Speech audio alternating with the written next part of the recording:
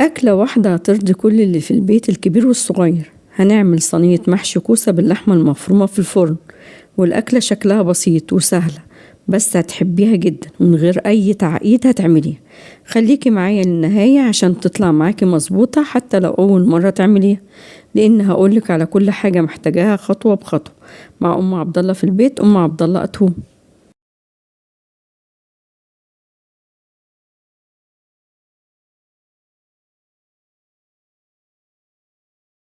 السلام عليكم ورحمة الله وبركاته.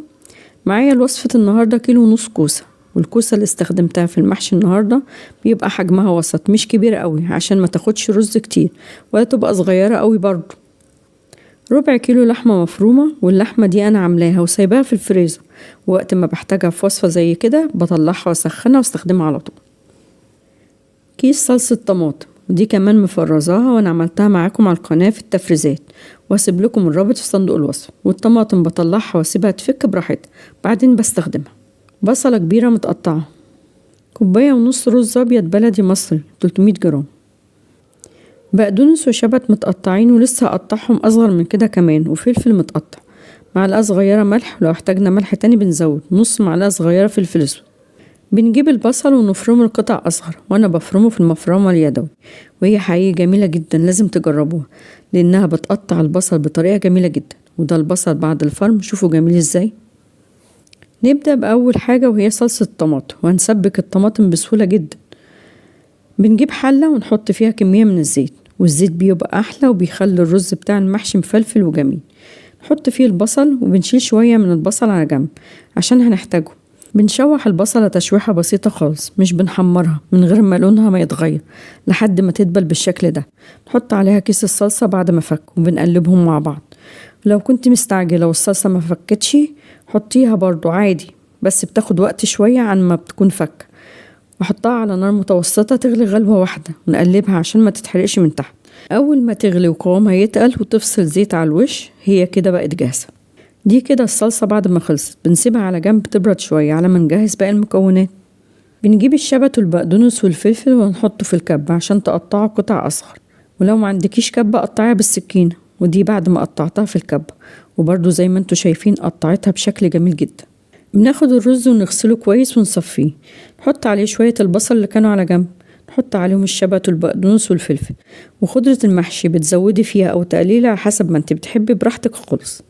بنحط عليهم اللحمة المفرومة وعليهم ملح وفلفل، وحطيت كمون كمان.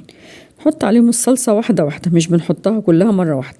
نحط شوية ونقلب لحد ما نوصل للون احنا عايزينه. ودي كده خلطة محشي الكوسة بقت جاهزة معانا، نسيبها على جنب لحد ما نجهز الكوسة.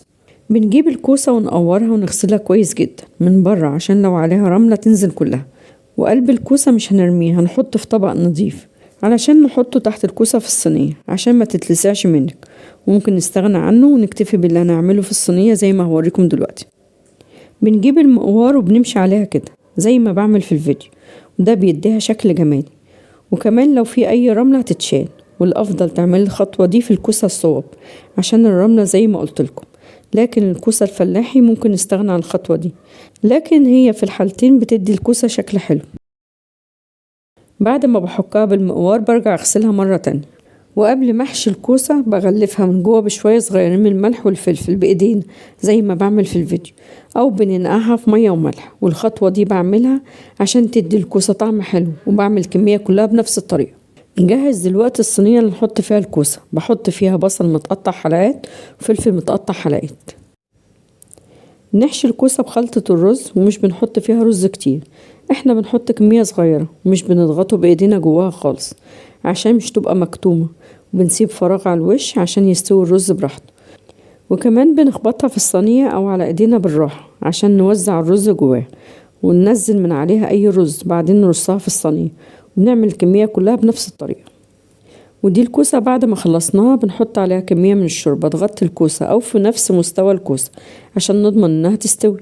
ولو مش عندك شوربة يبقى استخدمي مية ومكعب مرق أو 2 على حسب الكمية اللي عندك، ونحط عليها صلصة وبنحطها تاخد غلوتين على النار، بعدين نسقي بيها محشي الكوسة. نقدر نسويها بطريقتين. الطريقة الأولى نسخن الفرن على 200 درجة مئوية، نحط الصينية على صاج الفرن مش على الشبكة، ونسيبها لحد ما تستوي براحتها. ولو استوت ولقيتي فيها لسه شوية شوربة بنصفيها. بعد كده بنحطها تحت الشواية لمدة 5 دقايق لحد ما تاخد لون تحمير حلو.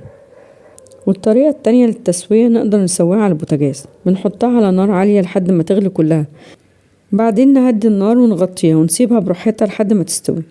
ولو بعد ما استوت فيها شوية شوربة زيادة برضو لازم نصفيها، وتقدري تحطيها تحت الشواية أو لأ زي ما تحبي. وبكده يكون محشي الكوسة بتاعنا خلص، وزي ما شفتم الطريقة سهلة وبسيطة ومفيهاش أي تعقيد. والوصفة دي من الحاجات اللي تنفع في أي وقت، غدا عادي أو حتى لما يكون عندك عزومة وعاوزة حاجة طعمها جميل. أتمنى تكون الطريقة عجبتكم وتجربوها وتطلع معاكم مظبوطة. واكتبولي في الكومنتات انتوا بتحبوا محشي ايه أكتر، كوسة ولا ورق عنب ولا كرنب ولا بتنجان، عشان أعمله لكم إن شاء الله. ولو الفيديو عجبكم ما تنسوش اللايك واشتركوا في القناة لو أول مرة تشوفوني، علشان يوصل لكم كل جديد من الوصفات السهلة الجميلة اللي بنزلها لكم. واستنوني في الفيديو الجاي بوصفة جديدة سهلة وسريعة إن شاء الله.